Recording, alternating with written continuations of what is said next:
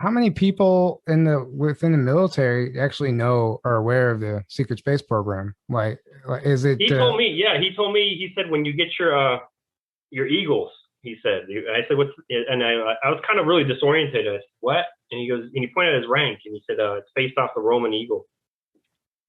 He said captain in the Navy and colonel and all the other branches. He says they all know about the secret space program. And are we allowed to say, you say, know, say it all, say whatever it you want to all say. about? Yeah, they know about the children in the underground bases and the adrenochrome and all that. And a lot in these Yeah. underground bases are used primarily as like trafficking this drug, this adrenochrome drug. That's what it's for. And he told me he got more in depth about that, and he told me that the cages were electrified, and they would electrify the cages. And I got a really close-up, good look of it. And I remember they were about 3/16 wide, the bars, and really flat, and they looked copperish because I got real up close to one of them. And he said, yeah, they shock them until they're unconscious. They take them out, and then they take a pint or two of blood out of them. And I said, well, some of them are very young. I said, wouldn't that kill, like taking especially 2 pints out of like a toddler? Some of them were like 4 or 5 years old. Others were like, 9, 10. And he says it does. And he said that they grind them up in a machine that looks like a wood chipper, and they feed them to the other kids. And that's what they eat. And he said when they hit puberty, they're no good to them anymore, and they slit their throats because they don't have as many stem cells, I guess, is what he said. And they grind them up and they feed them to the other kids. And I said they were white. They were very, very white, like ghosts. Like they never like went outside, or they never left those cages or anything like that. Probably no muscle mass or anything like that, I'm sure. Yeah, and they were like feral. You could just tell that they were like feral. And you actually witnessed this? Yeah, I mean,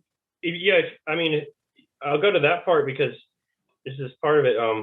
When they were dragging me, after I came back for poking that reptile in the eye, Aquino like wanted to mess me up. That was the thing. And I remember there was a girl dragging my right side and a man dragging my left side, a woman and a man. And the woman said, I'm tired. She said, he's heavy. Let's take a break. And she kind of like dropped my arm, and he was just holding on to one side, and I was looking around, and this little girl like just scurried up and like slammed the front of the cage. And she hit the cage and said, get the fuck back. And the girl kind of like linched back. And I looked around, and there was just like almost like dog kennels, like stacked on top of each other, probably 5 high by about 5 wide. And it was just a bunch of kids, like little kids in these like little dog kennels, is what it looked like. Wow. Yeah. That's just... And then behind them was like a type of like chimera type of thing. And it looked like it was like the lower half of a spider with like the torso of a man coming out. And at the elbows, it was like spider hair almost. It was like flesh, normal flesh, and then it became like wiry black hair. And it just had like the claws of a spider, like the prongs, like 2 black prongs for hands. And its eyes were like a spider in the sense that they were in the front, but then they went up the side of the head, and it had like a tuft on top of hair, and it had fangs, and it was just staring at the wall in front of it, and it was in like almost like a zoo cage kind of thing. It had bars and everything, but it was just motionless like the way a spider would be, and just stared at the wall in front of it. And I remember whenever they drug me into the room, and they said, some of the Satanists said, let's just feed him the Max. And another one said, no, we'll wait for Aquino. And Robert, the XO, he told me that that's what they called the, whatever it was, hybrid chimera. They called it Max. He said they were going to feed you to it. And I said, why did they do that? And he said that reptiles like to do that because human DNA is the most malleable DNA in the universe. They like to experiment with it. They do things like that with it. They make hybrids and stuff. Holy cow. And this guy is on Oprah, Aquino. I mean, it just makes you wonder how many other celebrities and people are involved in this, and which we know a lot are, and there's a lot of discrepancies and controversy about proof or evidence of it, but I'm pretty sure a lot of the A-list celebrities are involved. Oh yeah, that's what he was going off. He was just going off. Yeah, he said, the guys from South Park? And I said, yeah, Trey Parker, Matt Stone. I said, I know them. And he's like, remember when they went to the Oscars? And I said, yeah, they went in drag and they were on acid. He's like, yeah, that's because they hate them. I said, what do you mean? He goes, they hate Hollywood. He's like, they know what they are. And I said, what do you mean? He's like, they're scum. They're just scum. He was just talking about how much he hated them. And he told me about the adrenochrome episode of South Park. And that was supposed to be like a soft disclosure to get ready for the actual real disclosure of this happening. It was kind of seen in an over the top kind of comedial way because I guess the white hats of the military actually approached them and said, would you like to do this episode? And they said yes. And he said that's what that was about, that episode. It was about how much, and he talked about how, he said Tom Hanks was like the kingpin of the adrenochrome thing. And he said they got him in Australia, and that's what that whole, where he supposedly caught the coronavirus in Australia. He said the coronavirus would be like code word for kind of like, this person's been taken out. And like this celebrity got corona, this celebrity got corona. And he talked about how that's what a lot of us suspected anyway. So yeah, that's confirmation. And that's whenever they were all panicking, getting on Twitter, going live, and they were like clearly speaking in code to each other. And they're like, the cards and stuff. They were like, oh, I'm doing a card trick, and Tom Hanks gets it, we'll all go down or something. Yeah, and then David Spade said that. Yeah, he said if Tom Hanks goes down, we all go down. Yeah. Remember the Ellen's videos where she looked like she just got done crying, and she's like, it was weird. It makes me wonder, if they're just all clones now. Well, he talked about deepfake technology back then, and I even said like, "Oh, that sounds scary to be able to do that to somebody." And he said it was his brother. Every time you see interviews and stuff like that, that's his brother because his brother sounds just like him. He said he did the voice for the toy Woody. He did. Yeah, and he said he did that voice because he sounds just like him. And he talked about how when I was on that base, everybody was bragging about how Tom Cruise went on the base. And I was like, that guy Orlando said, Tom Cruise was here last week. And I said, what? He said, they let him in the base. And I said, the underground base? Yeah. I said, why? I said, I don't know. Like, he didn't know. And Robert, he told me that he was one of the main distributors for the Scientologists of Adrenochrome. And he asked me that album, Little Elephant by the White Stripes had just came out like less than 2 years ago. And he said, that song, Little Ghost? And I said, yeah. He's like, that's Jack White was allowed into not this base, but another base, another underground base. And he saw the little kid and talking about how, can you scare me up some love? He was saying was about like, they got to put him through stress to get the drug. And I guess scare, and love is the drug they're extracting from the adrenochrome. And talking about how I thought I was holding a hand, but I was holding a glove or something like that. And he said they're like veal because they never leave the cages. So when you touch their skin, it feels like it'll just fall right off of them, because they have no kind of definition. Yeah, and he was just telling me all this stuff about how it was going to go down, and they were going to use that adrenochrome as like one of the biggest ways of just incriminating these people. Yeah, where this drugs come from, so it's the same as murder,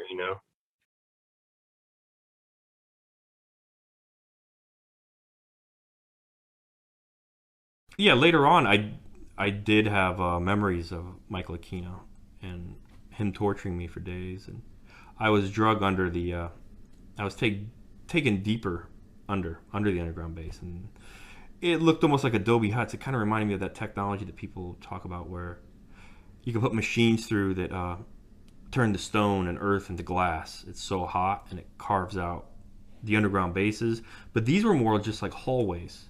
And there were doorways and things like that. And everything was smooth, but it was still like rock and clay. But it was carved out too. And I just remember, I remember coming to, and I was out of it. I had just got out of the density chamber. And whenever you get either put up or pushed back down to the third, I was in fifth and I was pushed back down to the third. You go through almost like a temporary amnesia, I guess you would say. Right? You really don't know what's happening. You're confused. You really don't even know your own name. And I remember being drugged because I remember waking up the morning after, or I did it Friday, I missed Saturday, I woke up on Sunday. I don't know where Sunday went, but I remember the tops of my feet had clay on them, and I remember I had singed hair on the hair of my head, I had singed hair on my chest hair, and so going back deeper underneath this underground base into the caverns, I remember being drugged by a man and a woman, and I was naked, and I remember the tops of my feet dragging onto the ground, and that explains why I had clay on my feet, on top of my feet. And I remember the man was on my left and the woman was on my right, and they were wearing like black robes, black cloaks. And the woman said, I'm tired. He's heavy. You know, let's take a break. And the man said, okay. And she let go of me, and I was just kind of hanging with my left side. He was still holding me. And I was looking around, and I remember this little girl, I think it was, scurried up in this cage. There were like these dog kennels, and they were stacked up. They were stacked up like, I don't know, probably 3 or 4 high by maybe 4 or 5 long, wide. And she scurried up really quick and banged her front hands on the front of the cage. She was really white, and her hair was stringy and matted. Her eyes were really dilated and wide. She almost reminded me of like those kids from that movie, The Grudge. Just extremely pale, very wide eyes, matted up black hair. Probably just from being so dirty. And I remember the woman, she hit the front of the cage with her fist, and she said, "Get the fuck back." And the girl kind of went back. And I remember just looking around, and you saw like kids huddled up in the back corners of these cages and stuff, just looking at me. And they were all the same thing, just very pale to the point where they were white. Eyes were wide, dilated, like they never saw the sun before. They had very dilated eyes. And then next to them, there was like this cage. There was kind of like bars just embedded, I guess you would say, in the earth. And there was like this part just carved out of the earth. It was just like this kind of a cage. And there, motionless, was like this half spider and half man kind of thing. It was like a chimera. And I had the bottom half of a spider, then I had like the torso of a man, and it had like black wiry kind of spider hair going from the elbow to the forearm, but instead of hands it just had like those two, it had like 2 spider claw, like the claws at the end of its legs, just like 2 black prongs. And it had, you know, fangs, and I remember it had black eyes like it would with like a person up front. But then the eyes, it had one right here, one right there, and one right there. And it was like bald, but it had like a tuft of hair, black, wiry hair on top. And it was just staring at the wall in front of it, almost like a spider. It was motionless.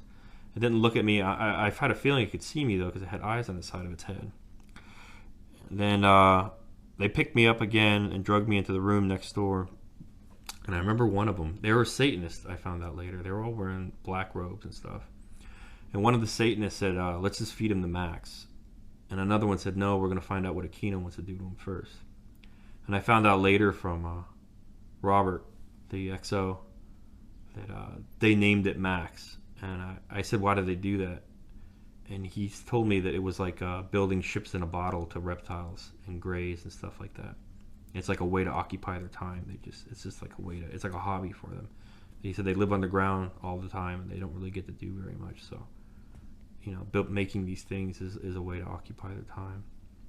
Going back to the kids in the cages, the underground bases, it was one of the memories I had before I got out of the military.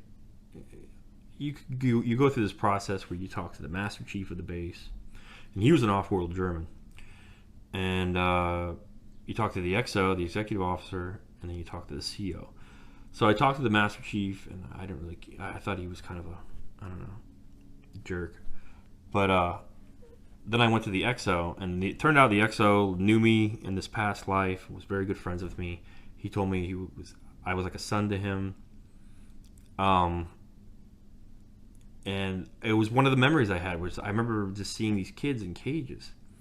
And I kept on saying to him, I said, Robert, what were the kids for? And he kept on trying to change the subject. And I said, what were the kids for? What were the kids for? And eventually he broke down and he said, have you ever seen Fear and Loathing in Las Vegas? And I said, yeah. And I don't know, that movie was a few years, probably 5 years old by this time. And I said, yeah. And he said, remember the adrenochrome scene? I said, yeah. And he said, well, that's where they get it from. They get it from children in underground bases. Or actually below the bases, in caverns in the earth. And I remember I said, I remember the guy in the movie said he got it from a Satanist. He said, yeah, Satanists sell it. And then he started telling me, like, Tom Cruise was here. And I remember the guys on base were like, yeah, Tom Cruise was here. And everybody was like, what the hell? Why was Tom Cruise here? And I remember one of my friends said, yeah, they let him in the underground base. And I was like, I've only been in an underground base once, you know, like, why did they leave him in there? And he said, I don't know. And then Robert told me that he was the main distributor for a Scientologist for adrenochrome. He told me that Tom Hanks was pretty much like the kingpin of adrenochrome. He told me that he was caught in that whole thing with Australia where they said he got the coronavirus. They said they got him there. I guess he was trying to flee to the underground caverns. I guess he was that close, you know, to the Satanists and the reptiles where he could have got, you know, some sort of safe passage or immunity or something. But they got him before he got underground, and they executed him right then and there in Australia. They tried him, they executed him. And yeah, he told me that all this stuff you're going to be seeing with him on TV and stuff, that's his brother. He said his brother sounds just like him. And they have something called what is that? Deepfake. He told me about deepfake technology, and this was in 2005, because it was already 2 years. So I got to this command in 2003, and I got out in 2005. And I said, "What's that?" And he said, "They have this technology where they can put someone else's face on you." And I said, "You mean so somebody can rob a bank and, you know, they can just steal your identity and you think it's you because it's on the film?" And he said, "Yeah." And I said, "It's scary that they have technology like that in the future." He said, "We have technology like that now." And yeah, he's just kind of telling me all that. And but I went on. I said, "What are the kids for?" And he said they told me about the adrenochrome. He said they take a syringe. He said at the base of the skull, it's almost like a spinal tap, and they drain a pint or two of blood out.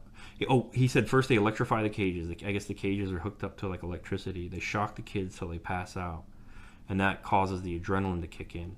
And then they take them out, strap them to a table, put kind of like the spinal tap at the base of the skull, extract the adrenochrome, 1 or 2 pints at a time. And I said, I remember some of those kids were only like 5 or 6 years old, maybe younger toddlers. I said a pint of blood, that would kill, you know, a toddler. And he says it does.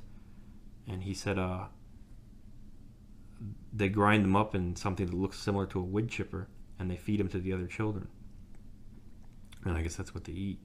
And yeah, I remember I told him about the girl. I said, I remember the girl slamming her hands on the cage. And he said she would have attacked you if she was out. He said because they're feral. They don't know how to speak. They've never been held. They're just feral animals. And yeah, I only remember very pale white children. And I remember he told me that they get them from the mines of the moon, that's the main thing for the brothels in the mines of the moon is they take most of those babies, just walk them through a portal. I guess after the mother nurses them a certain amount of time where they can live on their own, walk them through a portal, and then they put them in these underground caverns under the underground bases. And the whole time travel thing is so abstract. I mean, some of these could be my kids because I slept with some of the women on the moon and stuff like that. So yeah, of course. But later on in my story, whenever I told that Satanist, the female, when I told her I killed her and the other one, and she was going on about, but they weren't your children, why do you care? I was talking about, I was like, well, I kind of told her she deserved it because she harvested children. And she said, well, they're not your children, why do you care? And when I said that they are my children, I slept with the honeypots, which is what they call the brothel women. I know what honeypots is in the sense of blackmailing, stuff like that. But I remember the Germans calling the women honeypots, the off-world Germans in the moon. And they called the men, I think they called them meat sacks. They called the men meat sacks, and they called the women honeypots. And yeah, so whenever I did say, you know, those are my children, I don't know if I really meant it in the sense that they are directly, you know, my children, but I meant it in the sense that, you know, we all came from the same world, and I felt kinship with them in a sense. I mean, I felt pity for them, of course. I feel pity for, you know, a dog locked up in a dog kennel its entire life, so.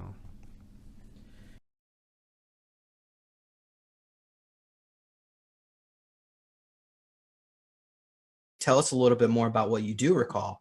Yeah. Well, I remember lots of torture experiments that related to time, but also, I mean, the first thing is before they're getting you into the time stuff, they're really breaking your mind into a million pieces. And you all know that watching this. I remember being in cages a lot, and times in isolation in the dark, sensory deprivation, and a lot of sexual abuse happening within that context. And that was so that when anybody, because you're left in isolation, and I'm 6 years old, living in a dank little dark thing by myself. When anyone comes in, you are so overjoyed, you do not care what they do. If they're going to sodomize you, if they're going to take you into satanic ritual, if they're going to stick you in, someplace with electrodes all over your head and interrogate you, whatever, it doesn't matter. So that's definitely a control mechanism. But I remember a lot being in like cages piled up on top, only 2 or 3, but within them, like in more of a brightly lit lab setting. And I remember, I remember a lot from that. And it's, I don't know how much you want me to go into it. It's pretty, it's dark, but I think it's needed to be spoken of so that these things can clear. I remember being like, there would be like a lottery. I remember being on the bottom level of the cages, and these, a guy in, it's like 70s polyester pants and these brown shoes with a buckle, and he's walking back and forth, and it's like a lottery, like they're drawing a number. And when that happens, you don't know if you're going to get ice cream or be executed. And they would execute people as a means of instilling great terror, of course. And that's the biggest, mind F you could possibly have, is not knowing because ice cream was not something you'd be given, right? That's like, oh, wow, we're on vacation. And I also remember they were using satanic ritual as a kind of technology to break the mind, which is kind of heartbreaking.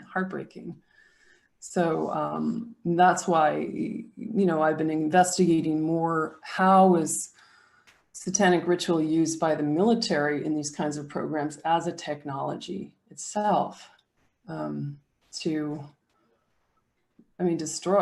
destroy people and take their life force energy. We would be taken out into the woods, and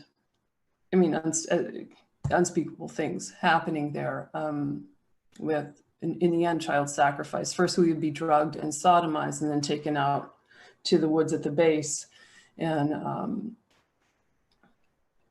completely, at that point, you don't even know what's going on. You don't know whether you're the kid on the altar being sacrificed, or someone watching, or if you're watching it from above, like out of body. And that's all in a way to disturb the sense of what is real. And of course, there's so much mental reversal process going on within Satanism. They're reversing the creation codes. They're reversing the sacred geometry of life and inverting it to serve the death principle. So there's so much to it. It's it is a very high technology, as horrible as that sounds. But it's interesting how the military has capitalized on that. And I can also share that memory field is opened up only in recent time. In July, I don't want to mention his name, but the main programmer there might be known by other people on here. His initials are MA, and his vision came to me. I was given by my guides, my healing team, the information to put sacred geometric forms back into my left eye, which was harnessed and manipulated and wired to stuff during my programs. While I was doing that, an image came up of this man he was a well-known military colonel, Army colonel. He was also head of a lot of PSYOPs, and developing psychological warfare for the military. He also happened to be head of the Temple of Set. He founded the Temple of Set in the early 70s. But anyway, his image came in, and I go, I don't even know who that guy is. I had to look it up, pointy eyebrows guy. And a couple days later, this whole memory field opened up, James, and I was on the floor just like I get downloads like that. It's like a data packet in my mind, or a zip file's been closed up, and then suddenly it unzips and all the memories are falling out. And I cannot really predict how that's going to go or what exactly triggers it. But he was the main one there doing the satanic ritual. that I recall, the main programmer. And then what I learned too is that interesting what I said. I don't mean to trigger you, but yeah. Thanks. You can remove that. sorry. Go James. Thank you. And everybody, thank you. I just didn't want to say his name. I don't want to go there. Yeah. Gotcha.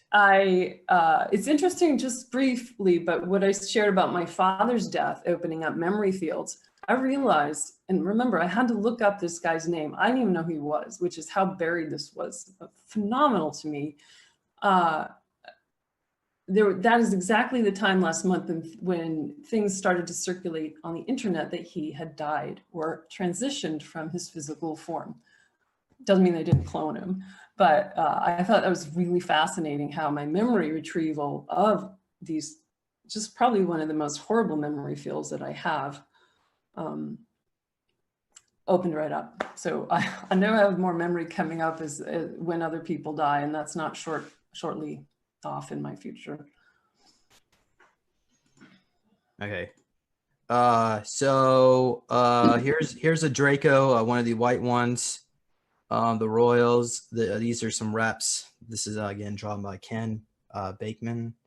And, yeah, you can see these. So these guys are what, about 12 foot tall? Is that about right, or 14? I mean, there's different. I remember a lot of them being only around 8 or 9 feet tall. I feel like it varies. Like there's differences amongst them. I mean, and as you're showing that here too, obviously. Yeah, and I see the way that her name is Tia, my Draco self aspect. When she first came in, she was, typical green, and over time, as we did healing and integration work, she has become pure white, and she has wings. And her energy is very stabilizing and equanimous, very settling, powerful, but not in a negative way. So yeah, great photos. So this is a benevolent Draco. Apparently, I think about 5% of them are considered very loving and caring, even though they may look like that. I think they look scary. But anyway, so these beings are real, and I mean, you could say they almost have like a kind of a gargoyle appearance, and they were certainly predominated at Montauk with the Thuban Draco.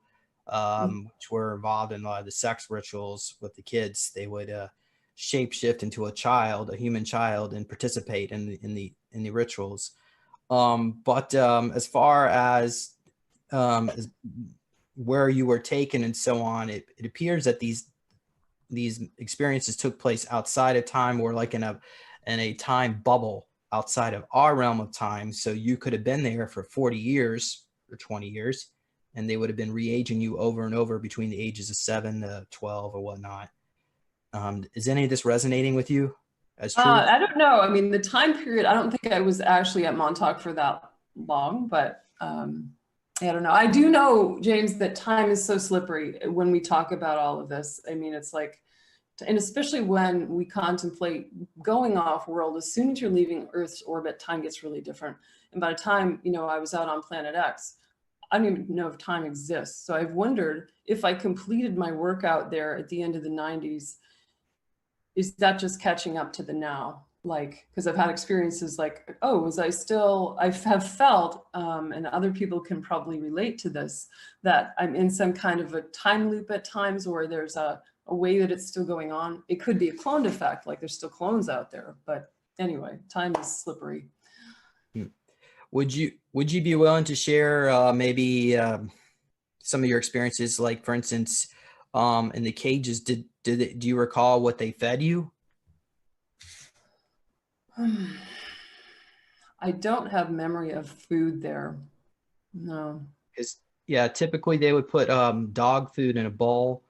Otherwise, they may just let us starve and put us back. Yeah, I'm like, I don't think there was much luxury of meals there. I don't think they really cared. They wanted to keep some of us alive. I mean, and James, you know this. It's like so many of them died. We were expendable, disposable people. Well, they were looking for the elite of elite, see who could survive the most trauma to take on to the next programming. Exactly. Which I'm assuming was probably Monarch. And I don't know, was that in your notes? Oh yeah, MK Ultra Monarch programming in cages in a time tunnel tube. You want to go into some of that? Yeah, sure. The cages, I can talk about what I perceive as creating hybrid beings there within this project, where being in the cage and being tortured at intervals, they could then wed my DNA with some kind of extraterrestrial and splice it with, it's either adrenochrome produced from the suffering or an analog that also comes from the endocrine system, to then make a being that had the blueprint of my consciousness, but then could travel out transtemporally. So a transtemporal being, hybrid being, that would be used to investigate parallel timelines and future probabilities, and also the past. I mean, that was, all about what they were doing at Montauk, beside the mind control. I remember one that was made out of my DNA and so forth, that was a tall, kind of almost like an elven type being. I want to say, just because of the ears, and lanky and tall and kind of lithe, not like a warrior being, but this was a spy. And because of what does adrenochrome do? Longevity, the ability to go forever and not need a thing. It's a wonder drug, right?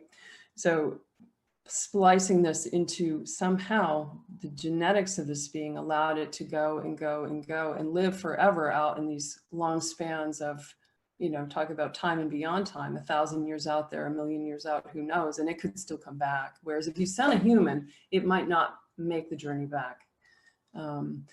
So kind of interesting. I mean, it's fascinating from a certain perspective if I withdraw myself from what they're actually doing and what their intentions are, and they're doing it to me, not someone else out there.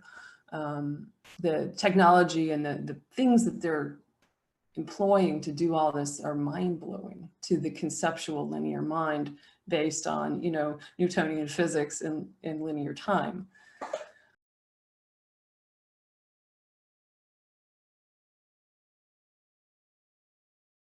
You're saying it's just the Dark Dracos that do this?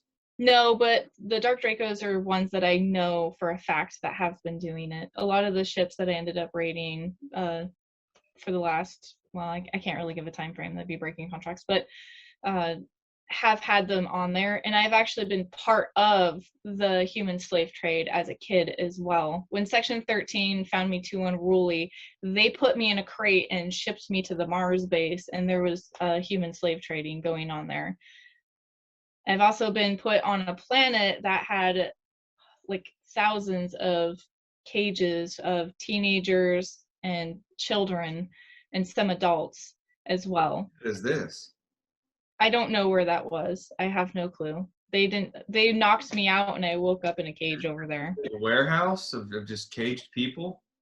No, it's not in a warehouse. It was like a desert area, and there was like huge like blanket tarps and stuff to cover some of them, and there was like boards and everything.